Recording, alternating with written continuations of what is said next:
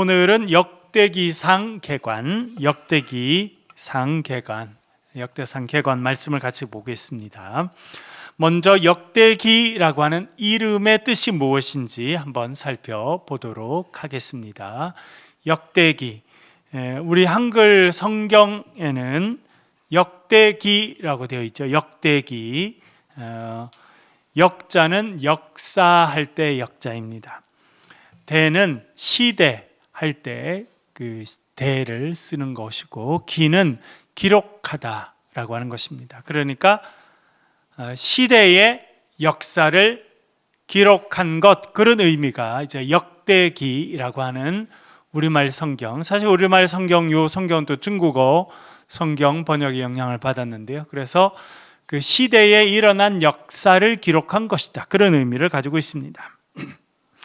히브리어 성경에는 디브레 하얌밈이라고 되어 있는데, 디브레라고 하는 말이 죄송합니다.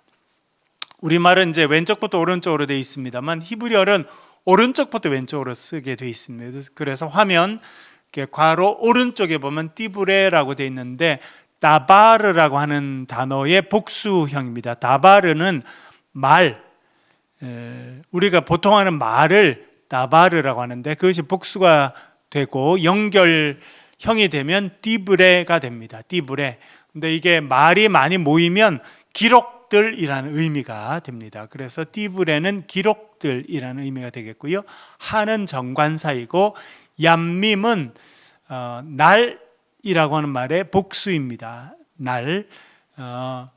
창세기도 보면 빛이 있으라 하시니 빛이 있었고, 저녁이 되고 아침이 되니 이는 첫째 날이니라, 이렇게 나오죠. 그렇게 날이라고 하는 단어가 나오는데, 그 날은 히브리어는 욤이라는 단어인데, 그것이 복수형이 되면 얌이 됩니다. 그래서 디브레하 얌임 하면 그 날들의 기록, 그렇게 말할 수 있겠습니다. 그러니까 히브리어 원어의 뜻은 그 날들의 기록이다.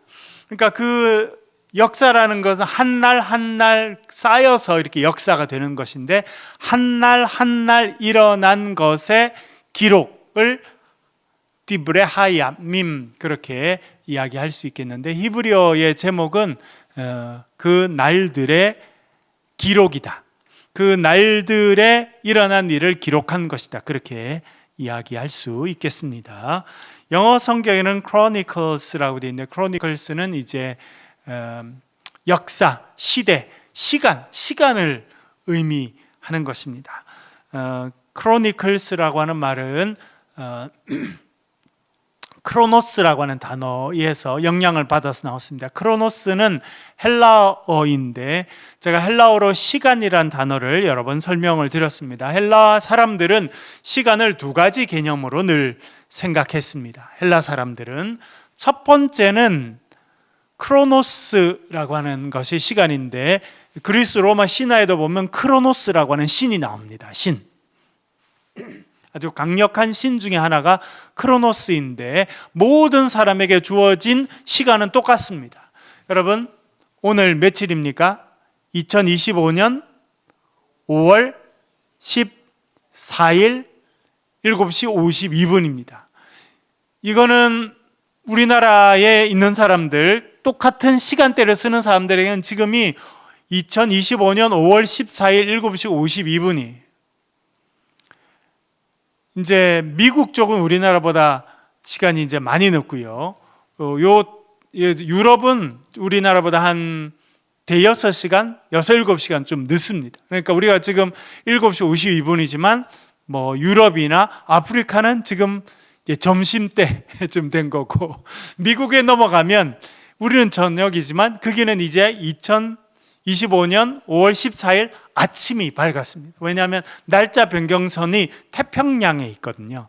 그래서 호주, 그 다음에 우리나라, 이런 식으로 이렇게 시간을 빨리 맞이하고, 그 다음에 유럽, 그리고 미국은 우리나라보다 13시간, 14시간 좀 늦습니다. 그런데 이런 시간은 잘 사는 사람이나 못 사는 사람이나 나이 든 사람이나 젊은 사람이나 다 똑같이 적용되는 시간이 있습니다. 똑깍똑깍 지나가는 시간, 아침이 되면 점심이 되고 점심이 되면 저녁이 되는 이 시간을 크로노스라고 불렀습니다. 이 시간은 모든 사람들에게 똑같이 주어지는 시간이다, 그렇게 말할 수 있겠습니다. 그렇게 모든 사람에게 아침이 되면 점심이 되고 오늘이 지나면 내일이 되고 또 1년 뒤가 되면 오늘은 역사의 한 부분이 되겠죠. 그렇게 지나가는 시간을 말할 때 크로노스라고 말했는데, 그 크로노스라는 단어에서 영어 크로니클스가 나왔습니다. 그래서 이 영어 성경의 크로니클스가 역대기인데 역사의 시간들, 그런 의미다, 그렇게 이해해 볼 수 있겠습니다. 원래는 아까도 말씀드린 것처럼 그리스 사람들은 이렇게 모든 사람들에게 똑같이 주어지는 시간이 있지만 모든 사람들에게 똑같이 주어지지 않은 또 다른 영역의 시간이 있다, 그렇게 생각했고 그것은 카이로스라 그렇게 이야기하였습니다. 카이로스는 하나님의 영역에 속한 시간입니다. 그것이 카이로스입니다. 마가복음 1장 14절 15절에 보면 예수님이 뭐라 말씀하시냐면 때가 찼고 하나님 나라가 가까이 왔으니 회개하고 복음을 믿으라, 그렇게 말씀하십니다.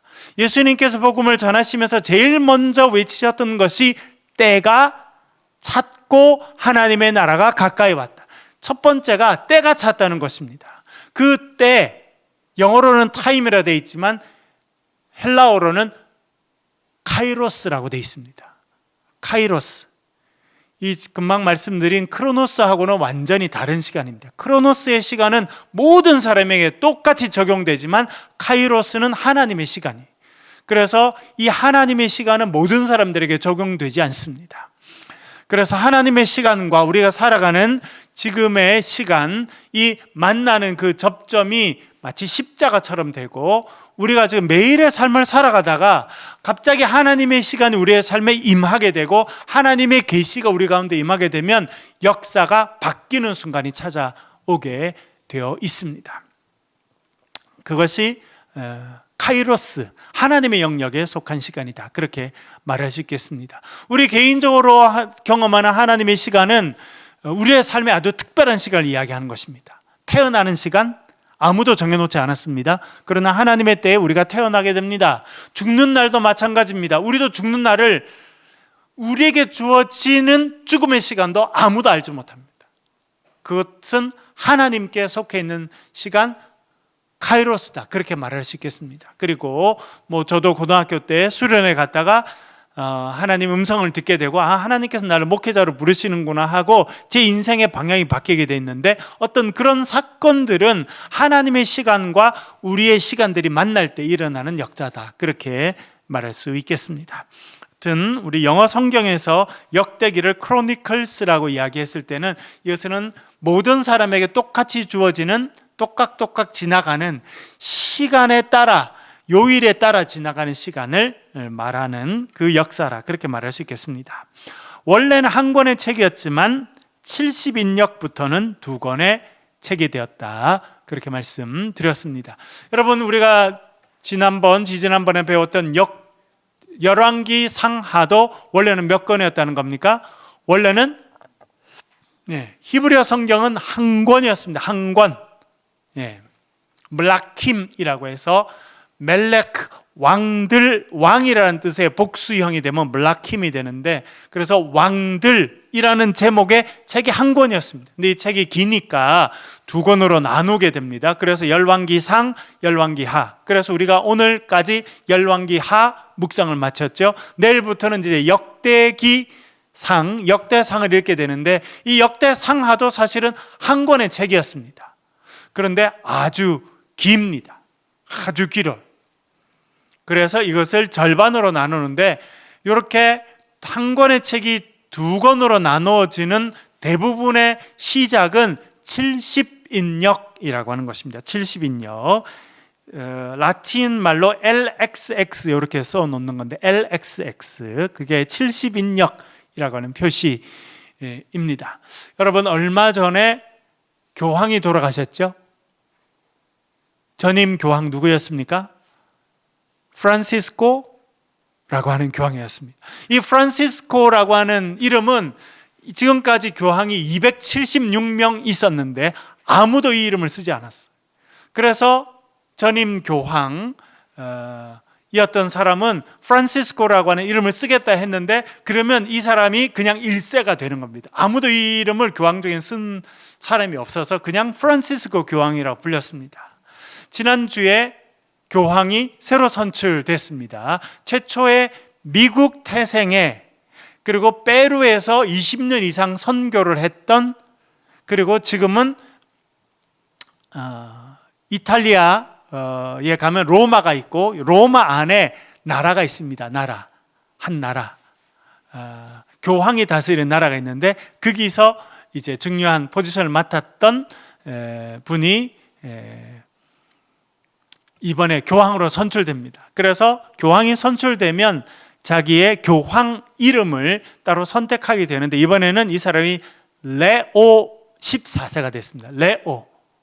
레오는 사자라는 뜻입니다. 여러분, 레오라는 말 들어보세요. 레오파드 이런 거 들어보셨죠? 다 이렇게 사자, 또 뭐 표범 이렇게 할 때 쓰는 단어인데, 레오. 그런데 지금까지 교황이 276명이 있었는데 그 전 교황들도 레오라는 이름을 많이 썼어요. 왜냐하면 사자, 하나님의 사자. 여러분, 구약 성경에 가면 말라기라는 선지자가 있는데, 말라기가 나의 사자, 하나님의 사자, 이런 이야기를 듣게 되거든요. 그래서 레오는 사자라는 의미입니다. 그래서 교황들이 대대로 사자라는 이름을 좋아했어요. 레오라는 이름을 좋아했습니다. 그래서 이번에 교황이 된 사람은 레오라는 이름을 딱 택했더니 레오 몇 세가 됐습니까?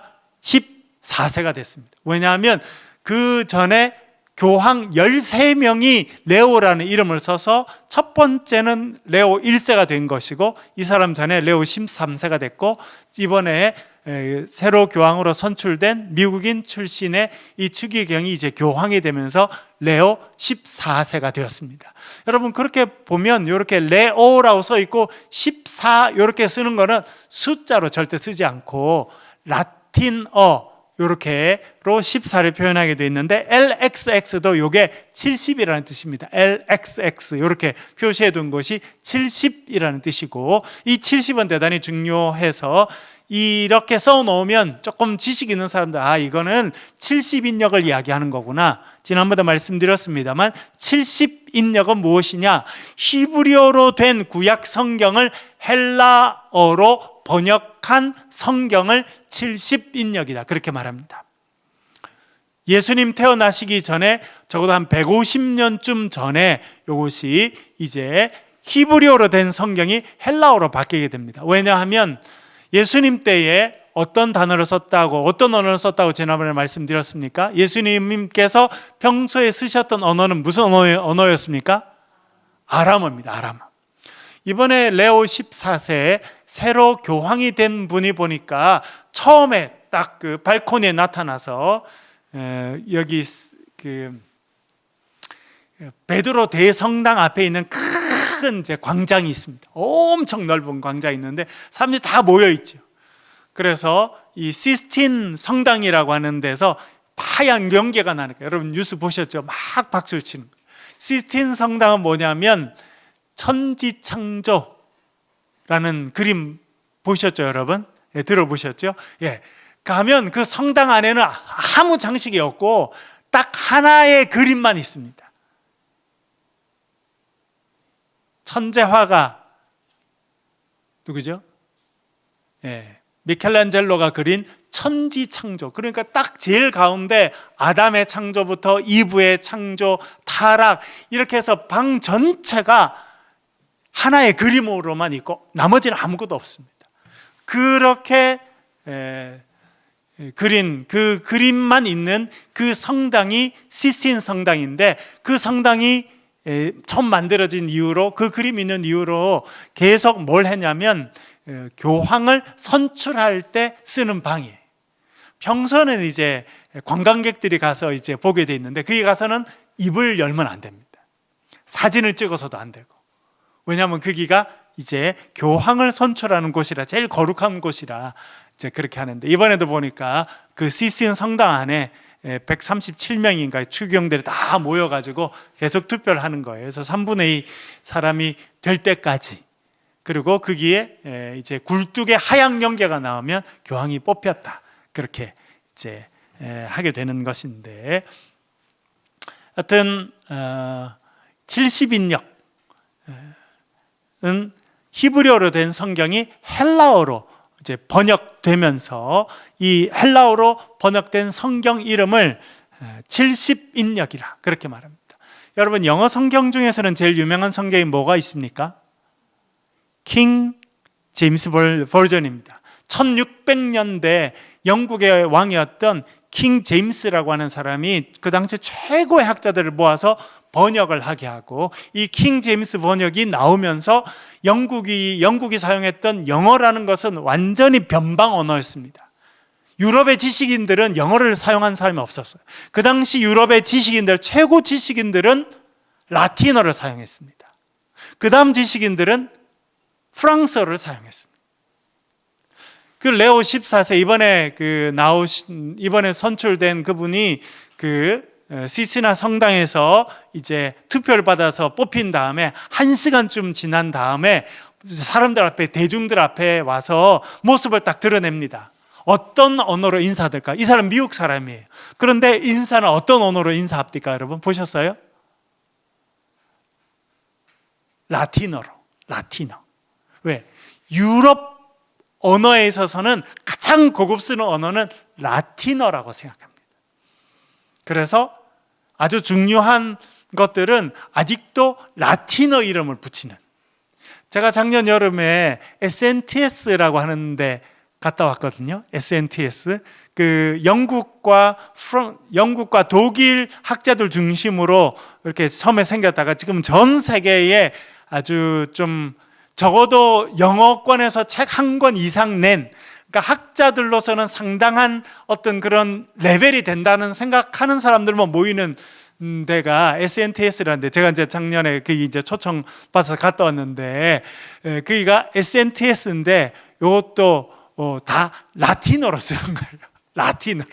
그러니까 자기들이 우리는 되게 고급스러운 그런 모임이다 하면 배운 사람들이 쓰는 거는 다 라틴어로 씁니다. 그래야 그것이 좀 있어 보인다고 생각하는 거예요. 하여튼 그 언어가 그렇습니다. 그래서 라틴어로 번역된 것은 제롬이라는 사람이 번역한, 4세기쯤에 제롬이라는 사람이 이제 라틴어로 번역하게 돼서 성경이 라틴어가 됐는데, 그 전에는 성경이 헬라어로 있었습니다. 신약 성경, 구약 성경은 히브리어로 있다가 그 히브리어로 된 구약 성경이 이제 헬라어로 바뀌게 되고, 4세기에 와서는 그것이 라틴어로 바뀌게 되고, 그리고는 한동안은 아무도 바뀌지 않았습니다. 그러다가 1517년 루터가 종교개혁을 하고 난 다음에 루터가 이제 도망가서 성 안에서 번역을 하게 되는데, 그것을 이제 독일어로 번역하게 되면서, 말씀드렸죠, 그 당시까지 유럽에서 가장 고급스러운 언어는 라틴어였어요. 두 번째 고급스러운 언어는 불어였습니다. 불어. 영국 사람이나 독일 사람들도, 상류층들은 불어를 사용해야 지식인이라 그렇게 생각이 됐습니다. 더 고급스러운 사람은 라틴어를 사용한 거죠.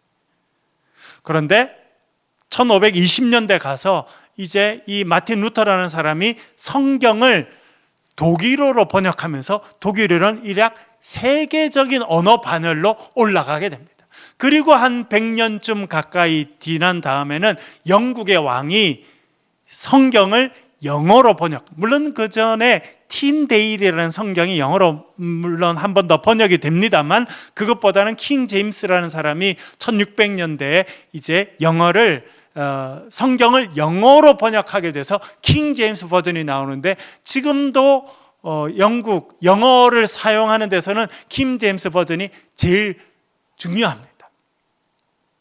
여러분, 뭘 말씀드리려고 하냐면, 성경이 어느 나라 언어로 번역되느냐 하는 것은 대단히 중요한 일이고, 적어도 유럽 역사에서는 성경이 번역되는 언어는 그 번역을 시작으로 세계적인 언어로 부상하게 됩니다.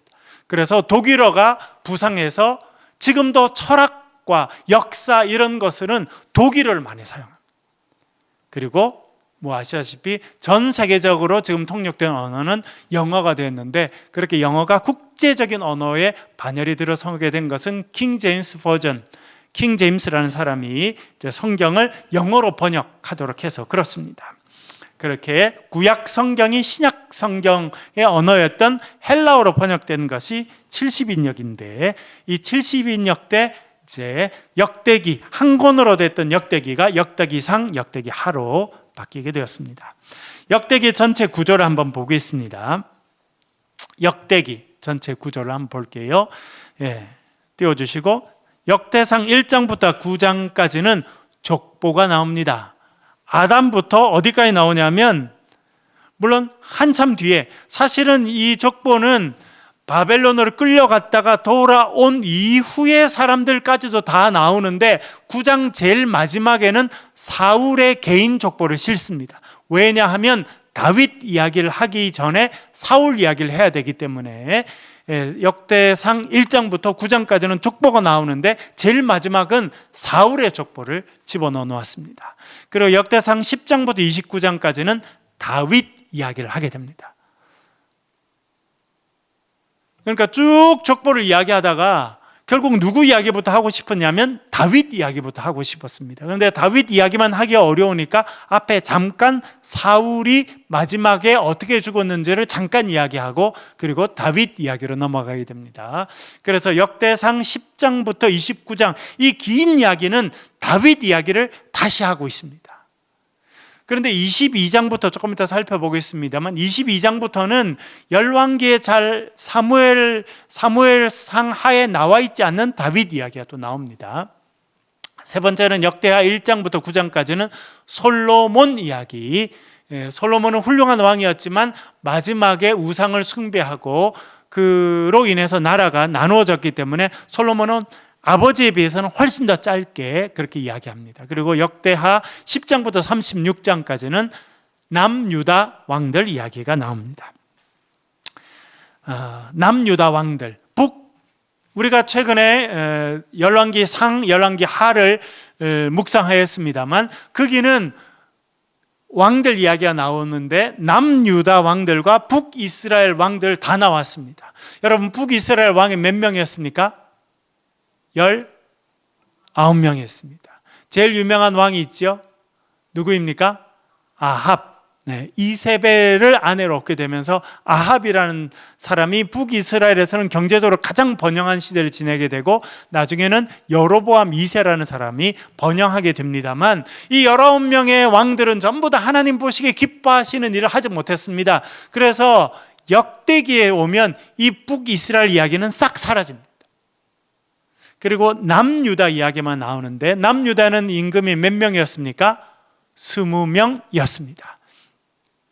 이 역대기에 금방 보여줬던 장면을 다시 보여주시면요, 역대기는 그럼 무슨 이야기부터 나오느냐? 말씀드린 것처럼 사울이 등장하는 이야기부터, 우리가 지금까지 묵상했던 걸 따지면 사무엘상 9장에 가면 드디어 기스의 아들 사울이라고 하는 사람이 보통 사람보다 어깨가 하나 더 있었다, 이렇게 하면서 등장하는데, 이 사무엘상 9장부터 사무엘하, 그리고 열왕기상, 열왕기하, 내용 전체가 역대기 상하에 다 나오고 있습니다. 그런 말씀드린 것처럼 북이스라엘 왕들 이야기는 다 생략되어 있습니다.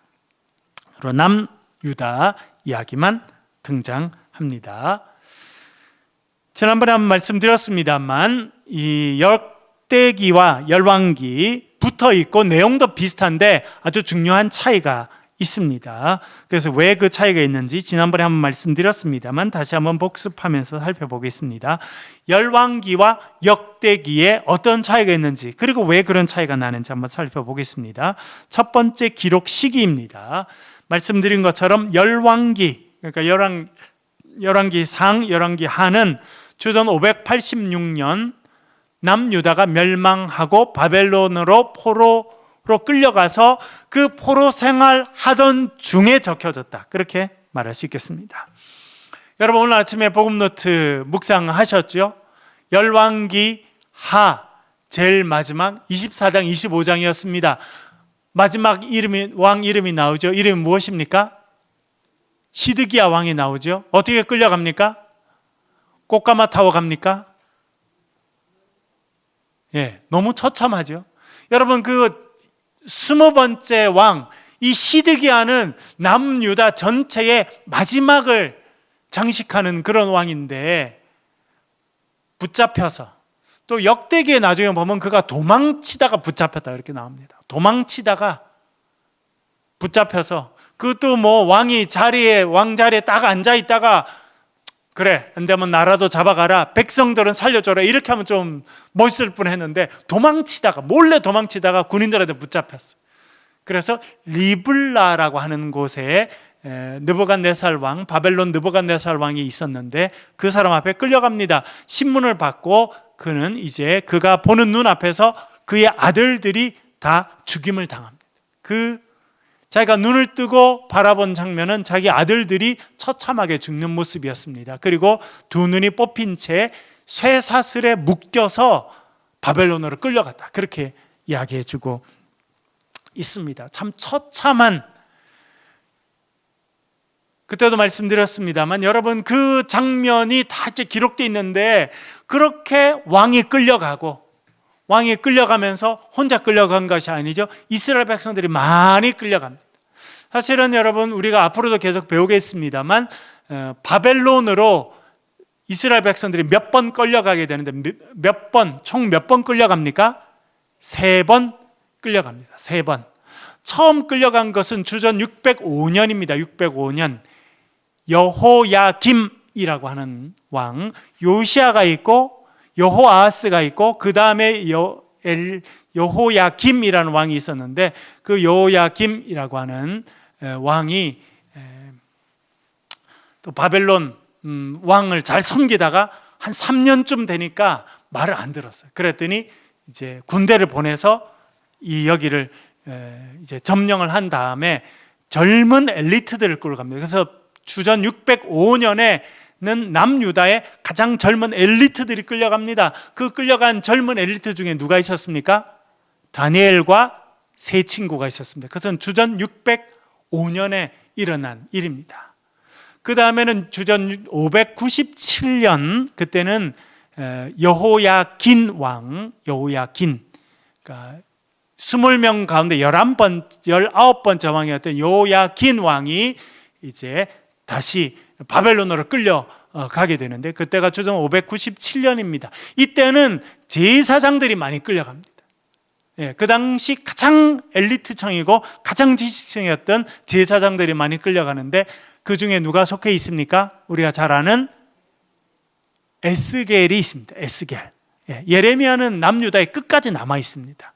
에스겔, 젊은 제사장이었던 에스겔은 이제 끌려가서 우리가 잘 아는 에스겔이라는 이름의 선지자로 활동했던 그가 주전 597년 여호야긴 왕이 포로로 바벨론에 끌려갈 때 끌려가서 그는, 에스겔은 평생 바벨론에 살면서 그 바벨론에 살고 있는 유다 사람들을 위한 선지자로 쓰임받게 됩니다. 그리고 주전 586년 이제 시드기야 왕 11년에 그가 두 눈이 뽑혀서 끌려가면서 이스라엘은 완전히, 남유다는 완전히 역사에 사라지게 되고 많은 사람들이 끌려가게 되었습니다.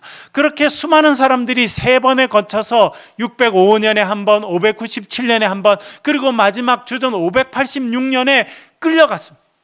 얼마나 끌려갔는지는 사실은 잘 알지 못합니다만 최소한 5만 명 이상은 포로로 끌려갔다고 생각합니다. 그러니까 바벨론에 벌써 상당히 많은 유대인들이 살고 있었겠죠. 그 유대인들이 끌려왔는데 누가 끌려왔냐면 왕과 왕자들과 젊은 엘리트들과 또 제사장들, 그러니까 남유다의 최고의 엘리트들은 대부분 바벨론으로 끌려갔습니다.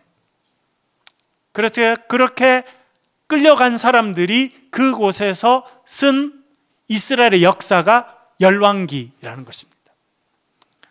제가 신학대학원 다닐 때 괌으로 갔다가 괌에서 또 4시간 또 비행기를 타고 추룩 아일랜드, 추룩섬이라는 데 갔는데 그때 말씀드렸죠. 저희도 도착하니까 그 현지인 목사님이 김치를 만들어 오셨다라는 말씀드렸죠. 그래서 어떻게 김치를 배웠냐 그랬더니 그 멀리까지 조선의 남자들이 징용으로 끌려와가지고, 여러분 지금도요, 괌까지 가려면 비행기 타고 4시간 가야 됩니다.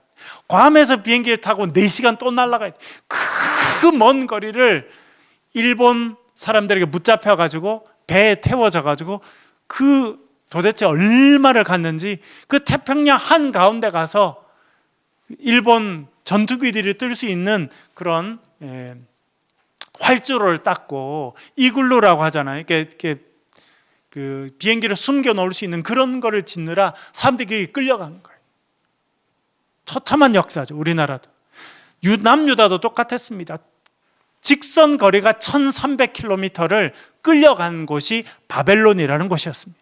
그곳에서 도대체 우리는 하나님의 백성인데 왜 이렇게 멸망했느냐, 이렇게 우리가 바벨론까지 끌려와서 처참하게 노예 생활을 하게 된 이유가 무엇이냐, 그렇게 생각하면서 쓴 것이 열왕기 상하입니다. 그래서 열왕기 상하는 왕들의 잘못한 부분들이 많이 기록되어 있습니다.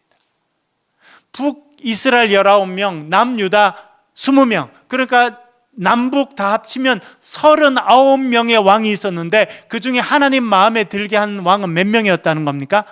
딱 2명이었어요. 히스기야와 요시야. 2명 외에는 다 우상을 섬기고 산당에 가서 제사하고 하나님 기뻐하지 않는 일이었다. 그래서 우리가 멸망했구나 라고 쓴 것이 열왕기라고 하는 책입니다. 그런데 역대기는 좀 다릅니다. 그렇게 바벨론을 끌려갔던 사람들이 이제 돌아오게 되는데, 왜냐하면 그들을 무너뜨렸던 바벨론이라고 하는 나라가 멸망하게 됩니다.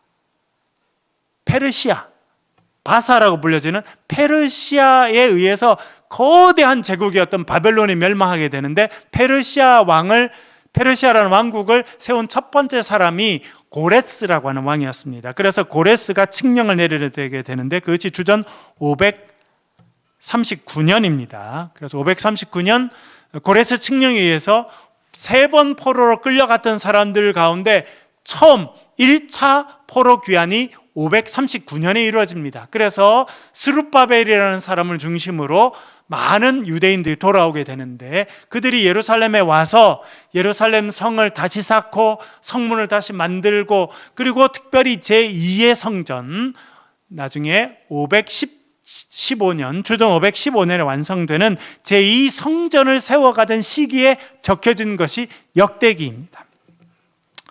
네, 내려주시고요. 그래서 열왕기는 바벨론에서 쓰면서 우리가 왜 이렇게 철저히 망하고 왜 이렇게 끌려와서 이렇게 1300km나 이렇게 끌려와서 처참의 노예 생활을 하느냐라고 할 때 썼기 때문에 부정적인 부분, 잘못한 부분들을 많이 또 더 쓰게 됩니다. 그런데 우리가 내일부터 묵상하게 될 역대기는 포로로 끌려갔던 사람들이 집으로 다시 돌아온 거예요. 예루살렘에 다시 돌아왔습니다. 그러면서 이제 성문도 다시 세우고 민족의 자존심도 다시 회복하고, 그리고 없어진 하나님의 성전도 다시 세워가는 과정 중에 역대기를 쓰게 됩니다. 그래서 부정적인 이야기보다는 긍정적인 이야기를 써야 될 필요성들이 많았습니다. 여러분, 이스라엘 역사에 있어서 가장 긍정적이고 가장 자랑스러운 사람이 한 명 있었다면 누구였겠습니까? 다윗이죠. 그래서 족보를 쭉 쓴 다음에 아담부터 쭉 쓰고 아브람부터 쭉 쓴 다음에 이 족보가 끝마치고 난 다음에는 누구 이야기를 제일 길게 쓰냐면 다윗 이야기를 씁니다. 왜? 민족의 자존심을 회복시켜야 될 필요가 있습니다. 얼마나 다윗이라는 사람이 훌륭한 사람이었는지, 얼마나 위대한 사람이었는지, 어떻게 하나님을 잘 섬겼는지. 그래서 다윗 이야기가 역대기 전체 3분의 1을 차지할 만큼 다윗 이야기가 많습니다. 왜? 자기들이 내놓을 수 있는 사람이 다윗인 거예요. 여러분, 우리나라 역사에서 내놓을 수 있는 사람 누구 있습니까? 누구 있어요? 예, 제일 우리나라 사람들이 생각할 때 역사의 최고의 위인은 이순신이라고 생각한답니다. 우리나라 사람들, 이순신. 왜? 우리나라가 가장 위기에 처했잖아요. 일본이 쳐들어와서 1592년 임진왜란, 생겨내고 나중에 제유정난까지 두 번의 전쟁을 사실은 치르게 되고 우리나라가 역사에서 사라지게 되고 우리가 전부 다 여러분 아리가또 고자이마스 이렇게 하고 살 뻔했어요. 지금 이순신이 없었으면, 그렇죠? 네, 그런데 이순신이 있어서 우리나라가 살게 된 겁니다. 그래서 이순신이라는 왕, 그리고 두 번째는 세종대왕, 우리나라 갖고 있는 엄청난 이 문화가 언어에 있는데 이것이 지금 나온 거예요. 최근에는 폭삭 속았수다라고 하는 드라마가 아주 유행했답니다. 제주도 말이죠. 폭삭 속았수다. 작년에 저희 큰애가 미국의 LA에 있는 UCLA 대학에 가서 과목을 하나 들었는데 한국 영화 드라마를 공부하는 과목이었다. 그러니까 한국 사람들이 만든 드라마, 기생충 이런 영화 아시죠, 여러분? 뭐 앞으로는 폭삭 속았수다도 아마 그 과목이 들어가서 아마 공부하게 될 것 같은데, 지금 미국에서 가장 돈을 많이 벌고 있는 영화가 킹 오브 킹스, 예수님 이야기인데 한국 사람들이 만드는 영화예요. 미국에서 엄청 돈을 많이 벌고 있어요. 지금 영국에서 가장 히트를 치고 있는 뮤지컬이 있습니다. 겟츠비라고 하는 건데 그 원작은 미국 건데 그 감독은 한국 사람이에요. 여러분, 한국 사람들이 진짜로 핸드폰만 잘 만들고 뭐 냉장고 차만 잘 만드는 게 아니라 요즘에는요 한국의 이 컨텐츠라도 문화 컨텐츠, 영화나 또 뭐 작년에는 노벨 문학상도 받았습니다. 이런 보이지 않는, 눈에 보이지 않는 문화 컨텐츠에 있어서도 세계를 압도하는 수준까지 올라가게 됐습니다. 그 근원을 찾으면 한글 있어서 그런가, 한국말을 사용하는 그 독특함이 있어서 그런데 그것을 이제 세종대왕이 만들게 되죠.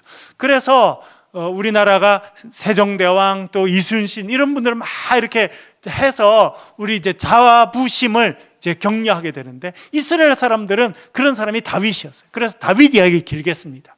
그리고 그의 아들이었고 지혜의 왕이었고 엄청난 부를 누렸던 솔로몬 이야기를 그 다음에 하게 됩니다. 왜냐하면 이제는 민족의 자존심을 다시 세워야 되는, 지금 바벨론에서 포로를 겪었지만 이제 돌아와서 다시 이스라엘이라는 나라를 세워야 되기 때문에 긍정적인 이야기를 많이 해야 됐습니다. 그래서 북이스라엘 왕은 전부 다 빼버리고 남유다 왕들 이야기도 부정적인 이야기는 좀 많이 빼버리고 긍정적인 이야기를 많이 하고, 특별히 다윗 이야기는 열왕 사무엘 상하 그리고 열왕기에도 언급되지 않는 많은 이야기들을 역대기가 보충해서 설명합니다. 이 정도 다윗이 훌륭했다, 그 이야기를 하고 싶은 것입니다. 두 번째 기록 목적은요, 열왕기는 유다의 멸망이 우상 숭배로 인한 것이다. 그래서 우상 숭배한 모습들을 많이 좀 강조한다면, 역대기는 바벨론 포로에서 돌아온 우리는 앞으로 어떤 나라를 세워갈 것인가에 대한 대답을 위해서 기록하게 되었습니다. 세 번째는 열왕기는 징벌이 연기됐다. 그래서 결국은 부모가 잘못한 것이 한참 연기되다가 결국 남유다가 멸망할 때 완전히 그 하나님의 심판이 임했다, 그렇게 이야기하지만 역대기는 하나님은 즉각적으로 심판하시는 분이시다. 네가 죄를 지으면 네가 바로 죄를 그 결과를 얻게 될 것이니까 조심해라, 앞으로는 조심해서 하나님을 잘 섬겨가라, 이런 이야기들이 이제 주로 나오게 됩니다. 역대기 상의 주요 내용은 아까 말씀드린 것과 비슷한데요, 1장부터 9장 34절까지는 족보이고 9장 35절부터 10장까지는 사울의 족보와 사울 왕의 죽음, 딴 이야기는 안 합니다. 사울의 족보를 잠깐 소개하고는 사울이 어떻게 죽었는지를 이야기합니다. 왜? 사울이 죽어야 다윗이 등장하기 때문에. 그래서 11장부터 29장까지는 전부 다가 다윗 이야기인데, 보세요 여러분, 22장부터 29장까지는 사무엘 하에 나오지 않는 다윗 이야기가 많이 나옵니다. 잠깐 내려주시고요. 그럼 주로 어떤 이야기가 나오느냐, 다윗이 성전을 얼마만큼 열심히 준비했는지가 나오게 되고, 특별히 그가 성전을 본인 손으로 세우지는 못합니다만 그가 성전에 필요한 것들을 다 준비하고 정리했다는 것을 알려주고 싶었어요. 대표적인 게 뭐였냐면 문지기를 다 세워요. 그리고 찬양대를 조직해서, 우리가 오늘도 찬양했습니다만 하나님께 예배 드리는 방식이 그전에는 양과 염소만 드리는 그런 제물만 드리는 제사였는데 이제 그것이 찬양과 감사로 드리는 제사로 발전하게 된 것이 다윗이었다라고 하는 것을 역대기가 알려줍니다. 역대기상 23장 4절 5절 두 절 읽어보겠습니다. 같이 읽겠습니다. 시작. 그 중에 24,000명은 여호와의 성전의 일을 보살피는 자요 6,000명은 관원과 재판관이요 4,000명은 문지기요 4,000명은 그가 여호와께 찬송을 드리기 위하여 만든 악기로 찬송하는 자들이라. 아멘. 레위인들을 다 조사했더니 수가 38,000명이었답니다. 38,000명. 레위인 남자들이죠. 30세 이상 된, 왜 30세냐면 성전에 나가서 직접 봉사할 수 있는 나이가 30살이라 그렇습니다. 30살 이상 된 레위인들을 세웠더니 38,000명이라는 거예요.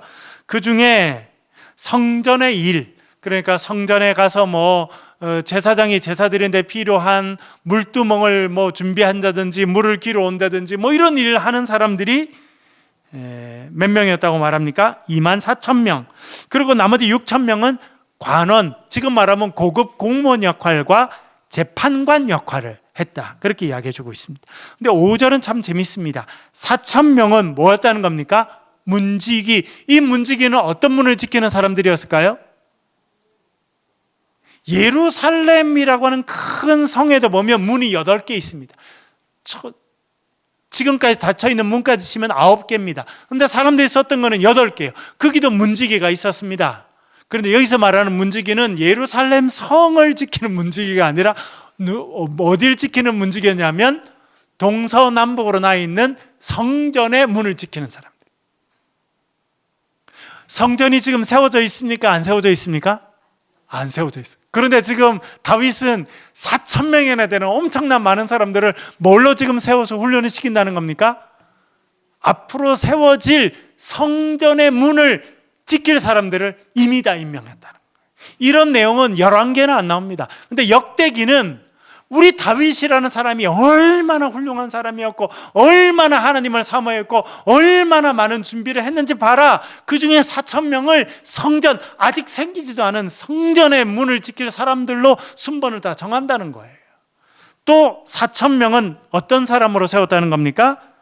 그가 여호와께 찬송을 드리기 위하여 만든 악기로 찬송하는 자들이라. 지금 말하면 우리 교회에 있는 앙상블과 찬양대를 구성했대요. 4,000명. 그래서 우리 시편에 보면 아삽의 시가 나옵니다. 아삽의 시, 헤만의 시가 나옵니다. 아삽, 헤만, 이런 사람들은 벌써 다윗이 국가 예산으로 키운 음악가들이었습니다. 국가 예산으로 4,000명이 찬양대와 앙상블을 했다는 거예요. 여러분, 성전이 지금 있습니까? 없습니까? 없습니다. 이 사람들 어디 가서 찬양하겠어요? 아직 찬양할 데가 없어요. 왜? 성전에 아직 안 만들어졌어요. 4,000명이나 되는 사람이 같이 찬송하려면 얼마나 홀이 커야겠습니까? 물론 그 사람들이 한 번에 다 했다고 생각하지는 않겠습니다만 적어도 돌아가면서 했더라도 1,000명, 2,000명은 찬송을 했을 텐데 그런 생각을 하고 있었다는 거예요. 성전 아직 세워지지 않았지만 다윗이라는 사람은 얼마나 하나님을 사랑하고 하나님의 성전을 사모했는지 문지기를 4,000명을 세우고 찬양대와 앙상블, 그래서 헤만, 여두둔 이런 사람들은 악기를 전문적으로 이제 다 만들게 됩니다. 수금이라는 악기, 하프라는 악기, 심벌즈, 지금 말하면 심벌즈 이런 높은 소리 나는 재금으로 이런 것들이 지금 온갖 종류의 악기들을 전문적으로 만들고 개발하고 했던 것이 다윗 시대라는 거예요. 왜 그렇게 했다는 겁니까? 하나님을 찬양하는 사람들로 세우기 위해서. 이런 내용은 열왕기에는 안 나옵니다. 근데 역대기는 구체적으로 그렇게 함을 통해서 다윗이라는 사람이 얼마나 하나님을 사랑했는지, 다윗이라는 사람이 얼마나 하나님을 경외하며 살아간 사람이었는지 그렇게 말해주고 있는 것입니다. 그래서 이런 다윗을 이야기함을 통해서 우리도 하나님을 찬양하는 백성이 되자, 우리가 자부심을 갖고 하나님을 섬기는 백성이 되자. 그러면 하나님께서 우리에게 다윗의 시대를 다시 회복시켜 주실 것이다 라고 하는 이야기를 하고 싶은 것이 역대기라 그렇게 생각할 수 있겠습니다. 그러니까 여러분 내일부터 묵상하는 역대기는 이 역대기를 쭉 읽으면서 이 역대기를 적은 사람이 다윗 시대를 회복하자, 다윗처럼 하나님을 섬기며 살아가면 복을 받는 백성으로 살아가자, 그 이야기를 하고 싶구나, 여러분 그렇게 생각하시고 여러분 역대기를 묵상해 가시길 바랍니다.